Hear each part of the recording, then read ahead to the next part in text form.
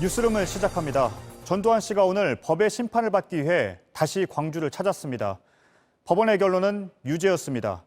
5.18 민주화운동 당시 헬기 사격이 있었다는 판단과 함께 이 증언을 했던 고 조비오 신부를 거짓말쟁이라고 했던 전 씨에게 죄를 물은 겁니다. 법원은 국민들에게 진심으로 사죄하길 바란다고도 했습니다. 먼저 김도훈 기자입니다. 법원은 오늘 전두환 씨에게 징역 8개월에 집행유예 2년을 선고했습니다. 사자 명예훼손 혐의입니다. 전 씨는 자신의 회고록에 5.18 민주화운동 때 헬기 사격을 받다고 한 고 조비오 신부를 파렴치한 거짓말쟁이라고 비난했습니다. 2년 6개월, 18차례 재판에 증인도 30명이 넘었습니다. 재판을 가른 건 헬기 사격이 있었느냐였습니다. 재판부는 여러 증거를 볼 때 1980년 5월 두 차례 우리 국민을 향한 군의 헬기 사격이 있었다고 판단했습니다. 당시 헬기 사격을 직접 본 증인 16명 중 8명의 진술도 믿을 수 있다고 봤습니다. 이런 사실을 일부러 왜곡했는지도 쟁점이었습니다. 재판부는 군이 우리 국민을 적으로 보고 헬기 사격을 한 사실은 매우 중요한 쟁점인데도 전 씨가 사실을 부인한 것은 명예훼손의 고의성이 있다고 인정했습니다. 허위 사실을 일부러 책에 썼다고 본 겁니다. 재판부는 또 한 번도 반성하지 않았다며 5.18에 큰 책임이 있는 전 씨가 고통받는 국민들에게 진심으로 사죄하길 바란다고 덧붙였습니다. 하지만 전 씨는 재판 내내 꾸벅꾸벅 졸았습니다. JTBC 김도훈입니다. 전두환 씨의 처벌만큼이나 관심이 쏠렸던 건 5.18 민주화운동 당시 헬기 사격이 있었는지에 대한 법원의 판단이었습니다. 법원은 헬기 사격이 있었다는 걸 분명히 하면서 시민군을 위협하는 것 이상으로 사격을 했다고 밝혔습니다. 이로써 당시 군의 대응이 자기 방어권 차원이었다는 논리도 무너지게 됐습니다. 정진명 기자입니다. 그 헬리콥터에 그 안에 있는 사람이 그러니까 그 정도 높이에서 이렇게 가면서 픽 쏘는 거라. 5.18은 민주화 운동이 아닌 폭동. 북한군이 개입했으며 헬기 사격은 새빨간 거짓말. 2017년 4월 전두환 씨가 출간한 회고록 주요 내용입니다. 헬기 사격을 언급하며 고 조비오 신부를 성직자란 말이 무색한 파렴치한 거짓말쟁이라고 썼습니다. 민사재판 1심에서 최근 출판 금지, 7천만 원의 손해배상이 결정됐습니다. 헬기 사격이 사실이라고 본 겁니다. 오늘 사자 명예훼손 형사재판에서도 역시 헬기 사격이 중심이었습니다. 재판부는 세 가지 증거에 주목했습니다. 일단 목격자 진술. 주요 증인들의 진술이 충분히 믿을 수 있고 객관적 정황도 뒷받침된다고 봤습니다. 계엄군 문건도 제시됐습니다. 5월 22일 헬기 출동을 명령하는 군 문건과 헬기 탄약 분배 사실이 적혔습니다. 국가수 탄은 감정 결과도 인정됐습니다. 광주 전일빌딩 10층엔 아직도 수백 발의 탄은이 남아 있습니다. 이로써 집단 발포가 있었던 5월 21일 그리고 계엄군이 도청을 탈환한 5월 27일 헬기 사격이 있었다고 법원이 처음 인정했습니다. 재판부는 한 발 더 나아가 시민군을 위협하는 것 이상으로 사격을 했다고 판단했습니다. 시민이 죽을 수도 있다는 걸 알았다는 겁니다. 전 씨는 사과 한마디 없었습니다. 시민들한테 사과 안 하니까! 국민들한테 사과 안 하니까! 1995년 검찰 수사 당시엔 내란죄와 내란 목적 살인죄에만 국한해 헬기 사격은 제대로 규명되지 못했습니다. 오늘 판결로 시민군이 총을 쏴서 맞대응했다는 계엄군의 자위권 발동 주장도 힘을 잃었습니다. JTBC 정진명입니다. 네, 이번엔 서울 연희동의 전 씨의 집 앞으로 가보겠습니다. 현장에 조소희 기자가 나가 있습니다. 조 기자, 전 씨는 도착을 했나요? 네, 조금 전 7시 20분쯤 이곳에 도착했습니다. 광주지방법원의 선고가 끝난 오후 3시 20분쯤 지방법원에서 출발해 4시간쯤 걸렸습니다. 전 씨 도착 전 마당에 불이 켜지고 문이 열렸습니다. 지금은 인기척이 없을 정도로 내부는 고요한 상황입니다. 재판부는 전 씨에게 사과할 것을 요구했습니다. 전 씨가 집으로 들어가기 전에 남긴 말이 있습니까? 전혀 없었습니다. 오늘 오전 집을 나설 당시 한 시민에게 역정을 낸 것 외에는 단 한마디도 없이 집으로 들어갔습니다. 저희 취재진이 헬기 사격에 대한 책임을 인정하느냐, 사죄할 거냐라고 질문했지만 아무 말도 하지 않았습니다. 네, 집을 나설 때 역정을 냈다고 했는데요. 어떤 말을 했습니까? 네, 전 씨는 오늘 오전 8시 40분쯤 부인인 이순자 씨와 함께 자택을 나섰습니다. 아주 잠깐 모습을 드러난 건데 이 찰나에 한 시민과 말다툼을 벌이기도 했습니다. 직접 들어보시죠. 정부 대국민 사과해라. 대국민 사과해라. 이들아. 정부해라. 네. 역사적 사실을 부정하고 사자 명예훼손으로 재판을 받으러 가는 당사자가 말을 조심하라고 호통을 쳤던 거군요. 그런데 전 씨가 서울로 올라올 때 차를 바꿔 탔다면서요? 그렇습니다. 광주지방법원 안팎에선 5월 어머니회와 시민단체들이 전 씨의 사과를 요구했는데요. 전 씨는 입을 굳게 닫았습니다. 이 과정에서 전 씨가 타고 갔던 차량이 계란 세례를 받았고 전 씨는 다른 차로 서울로 올라왔습니다. 선고가 끝난 직후에는 경호원들이 비닐 우산을 펼치는 등 계란 세례에 대비하는 모습을 보이기도 했습니다. 네, 조소희 기자였습니다.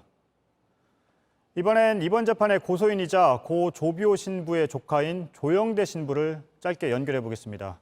신부님 나와 계시죠? 네, 안녕하세요. 네, 안녕하세요. 18번의 재판을 모두 방청하셨고 오늘 선고 재판에도 들어가셨다고 들었는데요. 재판 과정을 어떻게 보셨습니까? 네네. 너무나 답답하고 정확하고 명확한 그런 증거와 증언들이 넘쳐남에도 불구하고 이렇게 지리멸멸하게 2년 반 동안 재판이 끌어져 오면서 끊임없는 전두환 측의 그 변호인의 그런 그 궤변이랄까요? 그런 어떤 변론들로 너무나 그 재판을 지연 작전을 펼쳐오는 그 과정 속에서 저희들도 참 힘들었고 지치고 정말 속 많이 상했습니다. 예. 오늘 법원의 선고는 검찰의 구형보다는 낮았습니다. 검찰은 징역 1년 6개월을 구형을 했었는데요. 선고 결과에 대해서는 어떤 입장이십니까? 예, 일단은 유죄 판결이 나온 것에 대해서 정말 환영하고요. 광주 5.18 진상규명의 새로운 모멘텀이 되었다. 이런 차원에서 참으로 다행스럽게 생각합니다. 정말 헬기 기총소사는 틀림없이 있었는데 자신들이 그냥 자위권 방어를 한다면서 그렇게 변명하던 것이 이제 무너지게 된 거죠. 정말로 헬기 기총소사로 광주 시민들에게 그 엄청난 만행을 저지른 것에 대해서 법정에서 이렇게 늦게나마 유죄로 선언해 준 것에 대해서 참으로 역사적인 선언이고 다행스럽게 생각하는데요.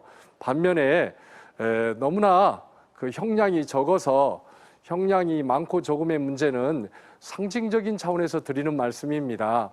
그가 이렇게 재판을 통해서 2차, 3차 광주 시민에게 엄청난 모독을 하고 또 천주교의 위대한 사제인 조비오 신부에게 그런 사제 명예를 해준 만큼에 비하면 너무나 형량이 적어서 정말 이 재판부에게 대해서 수고하셨지만 또한 이 부분에 대해서는 너무나도 아쉽고 또 우리 모두 다 속상해하고 있습니다.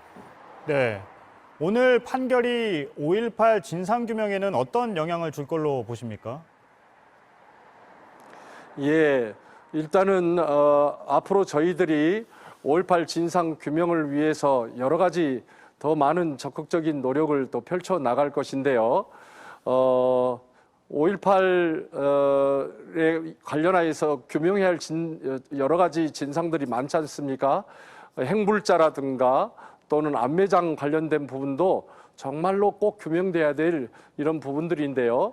우리 광주는 앞으로 헬기 기총소사가 틀림없이 있다고 선언되었으니까 이제 광주 5.18 단체와 시민단체들은 이 점에 있어서 고소 고발을 준비하고 있고 또 2심, 3심에 관련하여서도 저들도 항소하겠지만 저희들도 이번 너무나 형량이 낮은 점에 관련하여서는 저희들이 또 항소해서 이 계속 재판을 지금 대응하려고 준비하고 있습니다. 예. 법원이 오늘 진심으로 사죄하길 바란다고도 했습니다. 신부님과 광주 시민들이 아마 가장 바라고 있는 것이기도 할 텐데요. 결국 오늘도 없었습니다. 어떻게 보십니까? 예, 정말 그분의 그 인간성을 다시 한번 보게 되고요. 정말 왜 그렇게 정말 조비오 신부님에게 파렴치하다고 했지만 본인이 더 파렴치하고 뻔뻔한 그런 거짓말쟁이고 그렇게 엄청난 만행을 저질렀으면 국민과 특별히 광주 시민에게 진심으로 뉘우치고 용서를 빌고 이제 그 살 날이 얼마 남았습니까? 진심으로 뉘우치고 회개하고 죽음에 넘어가야 할 것인데 이렇게 뻔뻔하게 끝까지 사죄하지 않고 전혀 자기는 아무 이 죄가 없고 관계가 없다고 저렇게 끝까지 고집하고 있는 저 모습 앞에 저희들은 너무나 개탄하고 너무나 가슴 아파하고 있습니다. 진심으로 회개하고 뉘우치고 용서를 빌기를 진심으로 촉구합니다. 저희들이 용서를 하려고 해야 하더라도 본인이 회개하지 않으니 어찌 저희들이 용서할 수 있겠습니까? 정말로 부탁합니다. 정말로 잘못됐다고 진심으로 뉘우치기를 진심으로 바랍니다. 네, 지금 전두환 씨의 태도를 보면 광주 시민들은 분노를 넘어서 허탈감마저 들 것 같습니다. 고 조비오 신부의 조카인 조영대 신부와 얘기를 나눠봤습니다. 감사합니다. 감사합니다.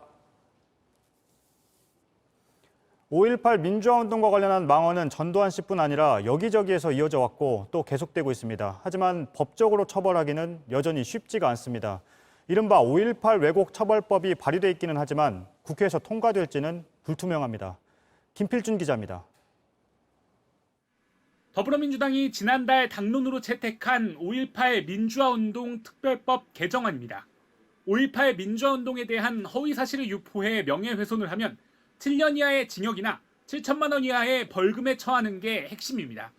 현행법상 살아있는 사람에 대해 허위 사실을 유포해 명예훼손을 하면 징역 최고 5년형, 죽은 사람에 대해서는 최고 2년형에 처합니다.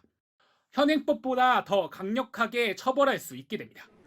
이 때문에 야당은 과잉 처벌이라고 주장합니다. 표현의 자유를 해칠 수 있다고도 합니다.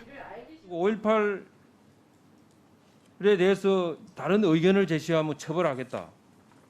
이건 정말 대한민국이 민주주의 국가가 맞느냐 하는 생각이 다시 한번 들고 또 민주당은 인권보호가 법 취지란 설명입니다.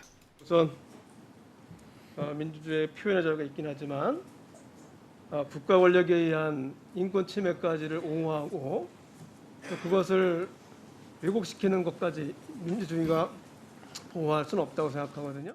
학문, 보도, 예술과 관련된 경우 처벌하지 않는다는 예외를 뒀다며 표현의 자유를 해치지 않는다고도 합니다. 개정안은 현재 법사위 소위에 올라간 상황입니다. 민주당은 이번 정기국회에서 반드시 통과시킨다는 입장입니다.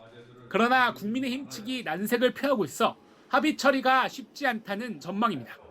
JTBC 김필준입니다.